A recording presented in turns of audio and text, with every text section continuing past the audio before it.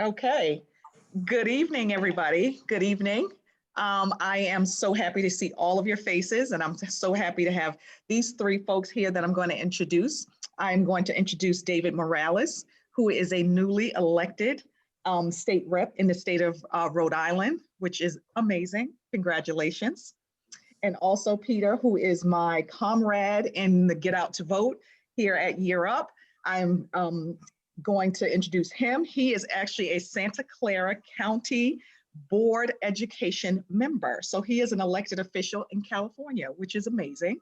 And I am going to introduce Kathy, who is also a native New Yorker, as our moderator this evening. So I will let you guys have at it and have a nice one. Wonderful. Well, thank you so much and good evening, everyone. Thank you, Rhonda. Thank you, Rhonda and Peter, for what you're doing to make sure that we are all voting and having our voices be heard. I have to say I'm inspired and grateful to be here with Peter and David, colleagues who are closing the opportunity divide with the work they do at Year Up every single day, but also through their commitment to public service and civic leadership. You know, Rhonda, as you said, David in his new role as Senator-elect for District 7 in Providence, and Peter for your advocacy in Santa Clara County on the school board. So I just want to, on behalf of Year Up, I just want to say thank you to your dedication, to social and racial equality, and for addressing our challenges in a way that, you know, advocates for people of the community. So you're incredible role models, not only to our students and our young adults, but to each of us. So I want to start by saying thank you. So I'm really looking forward to hearing from you, and I'm going to kick it off with a question. And Peter, if you would do us the honor of answering first, that would be wonderful. So can we talk a little bit about what prompted your civic engagement at this moment, and why it matters to help bolster our communities and our democracy? Great, thank you. Thank you so much for your question, Catherine. So I've been active for probably about the last 6 years since I'm a graduate of Year Up, first off. So since I graduated from the program, I got politically involved from a guest speaker that came to speak to us, and it was an elected official, and from then I've been extremely engaged. But in my last 6 years of being an activist and then 4 years and being an elected official, I've never really experienced a moment like we are in today. Just the level of disregard for our democracy by people of power, by people in power, and, you know, witnessing the blatant, you know, power grabs that are being made by those who would seek to expand the systems that have perpetuated inequality in our community is just something that I can't, and I believe, you know, our community can't stand, and we can't ignore. I think it should be all of our responsibility to prioritize learning more about the issues that are going on in our city, in our county, and in our state. Everyone should be reaching out to their council members, school board members, our state representatives, and asking them, you know, what are you doing for our community? You know, building that relationship, making sure that they know, you know, your name on a personal level. We can't be passive like we've been in the past in regards to advocating on behalf of our people. The majority of voters truly are not young, are not from communities of color, and are not being affected at the same level by policies that have come out of our recent federal administration at the same level that, you know, our communities have been affected. You know, I increased my involvement around this election cycle because, you know, we cannot truly have a real democracy unless everyone participates. Yeah, so true, Peter. And, you know, I love a couple of things that you said. One, you were motivated by someone who came to site, you know, as a participant, and that inspired you to, you know, be active. The other thing I heard you say, you know, about being proximate to the problem and really learning, you know, what's happening by education. And so I really think that's key. And so is it, you know, to ensure that we have a democracy that represents everyone. So thank you for that. David, I'm going to turn the same question over to you. You know, what prompted your civic engagement and why does it matter right now? Yeah, thank you, Kathy. I would definitely say lived experience more so than anything else. I understand growing up to a single mom, I understand the challenges and the struggles that come with housing insecurity, lack of quality public education, low wages, and how that affects one's quality of life. I often thought it was normal to watch my single mom work multiple jobs at one time just to make ends meet. And I realized that the power structures of government, specifically local government, were one of the reasons why we were struggling to the degree that we were. And more so than anything else, I think Peter had alluded to, was right now at this moment, we are seeing not only complacency from our government, but harmful policies that hurt us in terms of our economic status, in terms of the housing opportunities that are available, in terms of the quality of education our scholars are receiving. And specifically here in Rhode Island, when COVID-19 occurred, instead of our state legislature convening to develop solutions to ensure that no one was going to be left behind during a pandemic with high levels of economic insecurity, they just ended session. They ended session early. They haven't met since March. And that has an impact on our most vulnerable communities, on our communities of color, on working people. And for me, that hits home because I understand those struggles firsthand. And at the same time, I understand what those solutions can look like. And in conversations with our neighbors, we're able to help engage them into the political process without them even really knowing that we are. When we have conversations about someone's struggle with housing and how the state can better provide housing opportunities for working people, they and themselves are actively getting involved in government without really knowing it. And I think that's the responsibility that we have in terms of being able to advocate and demonstrate to people that solutions do exist. And we need the right people in these positions who are going to help advocate for these solutions. But alongside that, not do it so much from the top bottom, but instead from the bottom up. I think the solutions really start through grassroots organizing. And similar to Peter, I have a background in community organizing. I've been an activist for the last 4.5 years. And it's something I take a lot of pride in because I believe that the only way we're going to achieve systemic change where everyone receives a quality education, where everyone receives a living wage, is when we organize and we demand it from our officials. So passionately stated, David, and as a fellow Rhode Islander, I so appreciate, the charge that you're leading right now in the grassroots effort to lead from the bottom and get people involved. So really appreciate that. And thank you for doing that every single day. I know you're a senator-elect, and I also know the work has started a long time before now. So really appreciate you. Let's switch to a question about younger people and who's involved, because I think, Peter, you said something about, younger people not really voting. And so across the country, right, we witness the invigoration of a movement for justice, right, both socially, economically, and racially. And that movement is really being led by a lot of young people. But simultaneously, on the flip side of that, we hear from so many younger people that they don't want to vote because they don't think it matters. So can you both talk to us about the importance of people using their voices to vote? Peter, can we start back with you? Absolutely. Thank you, Catherine. That's a great question and one that truly hits home, me being born and raised in a community that's, predominantly, people of color, and many times have become disenchanted with our systems of power and our political systems. I hear, many people come to me to say like voting doesn't matter. But first off, I just want to emphasize that we need both, right? Both street activism, grassroots activism, and people putting that pressure so that the laws that are introduced by the people we elect, by the people that we vote for, can actually pass, right? I think laws and progressive change cannot happen in systems of power unless there is grass mobilization, like the senator-elect, Mr. Morales, just mentioned. These movements of voting and grassroots organizing are tied together.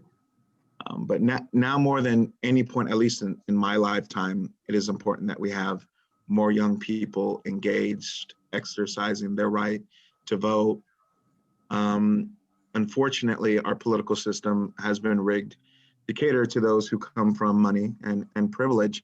Many times, if you grow up, in communities of color, working class, the government has done a lot of harm to you, whether it's, you know,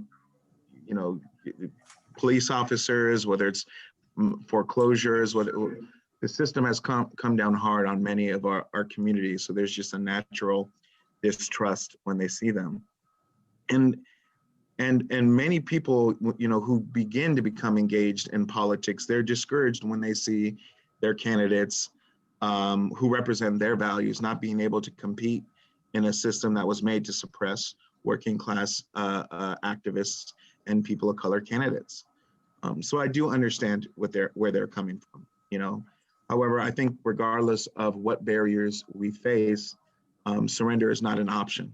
And to refuse to vote is to surrender, and that's something that people just don't realize. By not voting, young people are only refusing to exercise the rights that our ancestors died for. Many Black and brown, LGBTQ people, women have been hurt, assaulted and died for the right to vote. And it only works in favor of those who would like to do us harm if we choose not to vote. What I see as the main barrier to voting is a lack of civic engagement in our communities, a lack of emphasis on local elections and how they benefit our people, and a lack of information on how government works, which is by design. People got mad at Obama when he got elected and they said, oh, you didn't do much for the community. But in reality, you also need to look at electing a progressive Congress who actually write the laws so that Obama can check them off. Same thing with school districts. People are mad at school districts because they say there's not enough money for education. Well, if you look at it, the state government is who appropriates education. So I think what we have is a lack of education and just a community who has been beat up over time. But we need to make sure that our community rises up to participate. Yeah. The word that you used, Peter, for me that was so powerful was surrender. Right, thinking about how we could surrender our rights just by not showing up. Really appreciate that perspective, and I'm going to give David the opportunity to answer that same question. What would you say? I always like to say that the strongest voting bloc, without ever really knowing it, are young people. I believe young people from the age of 18 to 35 are the strongest voting bloc that we have across the country in our local communities, and we can make such an impact in terms of electing people who are going to prioritize economic policies, social policies that are actually going to improve our standard of living. Right now, young people are graduating from high school, they're graduating from college with very little direction. And that's one of the reasons, right, that a program like Europe exists. Because the reality that we've talked about before is we want to get to a point in a time where something like Europe doesn't have to. And we're far from that. So at this point in time, I think it is important for young people to understand the impact that their votes can have in terms of policies specifically. However, a major issue that comes about is the lack of civic engagement. The lack of civic engagement students experience in high school. It's not something that's prioritized when it comes to curriculum. And that's something that we have to change. We have to change the culture, and changing the culture of what civic engagement with government looks like as well. I think it's important that everyone know who their state representative, their state senator, their city council person is. But at the end of the day, if they're not in an environment where it's made accessible for them, the blame is not to be put on the young people. The blame is to be put on the institutions that make it so hard to access these pieces of information. Yeah. And in order to change that culture, we need people within the system, whether they're elected, appointed, to be the ones that want to reach out directly to the community and get their input when it comes to developing policy, when it comes to creating ideas and passing resolutions, bills. But I think one of the main solutions and approaches that we can take by ensuring that young people come out to vote is making sure that they feel inspired and that there's actually a purpose to do it. And that's why I often pivot to local politics, because I think it's easier for to grasp and understand the impact of their vote when it comes down to the local level.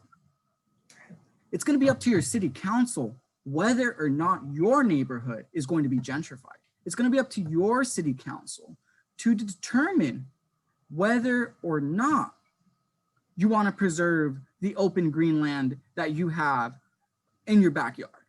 Those decisions are made by local government. And we just assume oftentimes that the only important piece of politics is who is in the White House.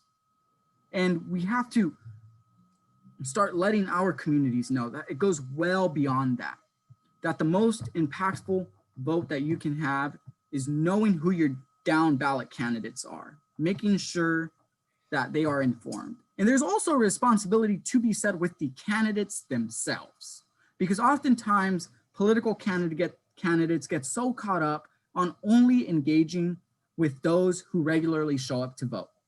And by doing that, you are not helping to change the culture. I took a lot of pride in making sure that I talked to a lot of disengaged, disenfranchised voters. I talked to a lot of Black and brown young adults who had never voted before, much less in a local election primary that takes place in September. But we had the conversation on why it was important, especially right now during COVID, when we're in a global pandemic, high levels of unemployment, and whether or not we recover equitably is going to be amongst the hands of who is in charge when it comes to the State House and City Hall. Such powerful words from each of you. And, you know, connecting to the communities in the way that you said, David, you ran the grassroots campaign. I mean, it's so important. You both talked about to the problems, right? And education and access to information that would, one, inspire people to vote, two, would give them the information they needed to vote. What else do we need to do to create power, right? To get to a more just society? Peter, do you want to go first? Sure, absolutely. And I guess I'll speak, since I imagine everyone who's participating works at Europe and is may stationed at a Europe site. So maybe building power or at least civic engagement from your local Europe site. But I think some of this is interchangeable, whether it's like a Europe group or if it's a community like club or an activist coalition as well. But first off, I definitely feel like, you know, what we've been doing here at Europe is a great start, which is registering staff and trainees and alumni to vote. Something else that could be done is incorporating civic education, which some sites are doing, not all sites are doing, but I know that I think even you were mentioning in Rhode Island, you guys had a discussion on civic engagement and invited elected officials to come. I truly feel like that's the foundation should be an education, informing, and preparation to what civic engagement really is. And for sites that want to expand on this, they can go as far as maybe even assigning trainees or alumni to look up who their elected officials are, what they're doing for their community. You know, maybe listing like 1 or 3 things that are like their priorities in their neighborhoods, and then documenting how to get a hold of them. Elected officials are always willing to participate in speaking engagements, you know, and so maybe inviting a local state rep, a city council member, you know, a school board member to come and speak to a cohort, share why civic engagement is important to them. This is what elected officials should be doing anyway, right? Reaching out to their community, talking to them, asking them questions. So if you're talking to someone who's really for the community, they're going to jump at an opportunity to come and speak. Really quickly, you could also send students to attend a city council meeting. You know, if there's like an important discussion going on, like right now in San Jose, we're hiring a new police chief, right? And they're having open sessions on those discussions. That's a great opportunity for people to recommend to their co-chiefs or just to the community to say, hey, for extra credit or just for like a special assignment, attend this and, you know, write a few paragraphs on what was said. And maybe asking them to take a selfie so that you know that they're there. But you know, these conversations, they're not going to spike interest in every single member of a community, but guaranteed there will be a few that will be inspired and they'll pick up that torch and they'll move, you know, mountains for equity and racial justice. Really, like when the elected official came to my class at Year Up, I was probably the only one who jumped at it. Some people, you know, connected with them, but I really jumped at it, and it literally changed the course of my life. You know, now I don't know what I would be doing if it wasn't for politics and community activism. So, like, if you do that for our alumni and trainees, I think that those are little steps we could take to build change in our communities. Such great advice. And for those who are on the call, can take back to their sites and really kind of institute those kinds of things.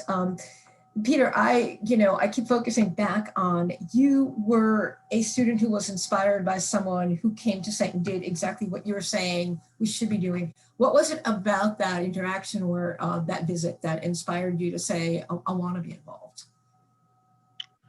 Well, you know, just the passion of the speaker, because most of the times our guest speakers at Year Up are like CEOs or people who move up. And this was person talking about like, yeah, I went and I got my degree. And then I went back to the neighborhood where I came from and I started a food pantry and I started an after school program for kids. And it just inspired, you know, the crud out of me, you know, like you don't see many people are always talking about getting out of the hood, not going back to make it better. And, you know, when I heard him speak, you know, I'm managing his campaign now for Community College Board. You know, I think inspiration is contagious, right? And if you surround yourself around the right people who are doing the work, you know, the rest is history. Oh, so well stated. Thank you so much. David, I know you inspired a whole bunch of people yesterday, some to go out and vote. What else should we be doing to really create power and, you know, and an equitable future? How do we get to those high school students or those younger voters who aren't in Year Up, who you're very passionate about reaching, and what other things you think we can do? Yeah, I think our role in this endeavor is making sure that we are supporting grassroots organizations that are on the ground doing this work. I always say that there is no need to reinvent the wheel, because if you are passionate about something, there is likely a group already doing it. I was proud to be supported by Sunrise, which is a nationwide organization that has different chapters across the country. And they're primarily focused on climate justice. What does it look like to overcome the impending climate crisis while at the same time making sure that people have housing that's affordable, well-paying jobs, and above all, equity. So I think our responsibility is to encourage our young people to show up to a Sunrise meeting, especially right now when everything is going on virtually. It's now more accessible than ever. And I think that's one big piece that we really have to focus on, is making sure that we're continuing to support these works, especially groups that are youth-led. Main reasons I was so honored to be endorsed by a group like Sunrise, because they are youth-led. No one in the organization is over the age of 30. They all understand the relevant issues that are going on and how it affects our generation specifically. And alongside that, I think it's always about meeting people where they are in terms of their interests. And that's why it's important that we try to make government more accessible. Because oftentimes the idea of even attending a city council meeting, the idea of getting behind a city ordinance that would benefit your neighborhood can seem like a very intimidating idea. So I think for us, it's about being able to demonstrate, whether it's through guest speakers, whether it's going alongside your coach to attend some of these meetings, to demonstrate that this is supposed to be your representatives. This is your house. You should feel welcomed to walk into these institutions, because these people should be listening directly to you, because they were elected for the purpose of representing you. And it is all easier said than done, without a doubt. And I come back with saying it, but it is always about accessibility, about showing people why this is relevant to them. And that's why I always emphasize the importance of local government, about what's going to happen to your neighborhood. What are the consequences of COVID cases? Have they spiked in your neighborhood? What is your council person doing about that to address that? So there's a lot of different ways in which people can be engaged and get involved, whether it's through joining an advocacy group and helping them out in their efforts, writing a letter to your elected official, showing up to a meeting. There are various avenues in which we could pursue as an organization, but also ourselves as individuals, being able to speak to our young people and letting them know that, hey, this seems like something that would interest you. I think it would be a worthwhile investment for you to just show up for a meeting, see what they're about, and hopefully try to get engaged in their efforts. Because like Peter said, a half-hour session with a guest speaker, an hour-long meeting with an organization can be life-changing. Very tangible, inspiring actions from both of you. So thank you. I could ask you questions all night long. I'm in such deep admiration of the work that you're both doing, and I realize we're almost out of time. I know that you have graciously offered to have people reach out to you if they have questions about how you got started, or want to have a conversation about recommendations that you might have for them getting involved. And so I know that Gabriella was going to put your email addresses in the chat window. So if you could do that for us, Gabriella, that would be wonderful. I think, our parting thought here, every voice matters, and we need people to get out and vote. We have 4 days left. I feel those heart palpitations. 4 days left until this election. So please go out, use your voice. And if you know people who don't have the privilege of voting, use your voice for them. So I just want to end that by thanking you both tremendously for this fireside chat. I'd love to do it again. Thank you for everything you do every day. Thank you. Yeah, thank you so much for having us, Kathy. Really appreciate it. Got it. Good night. Good night, guys. Have a great night.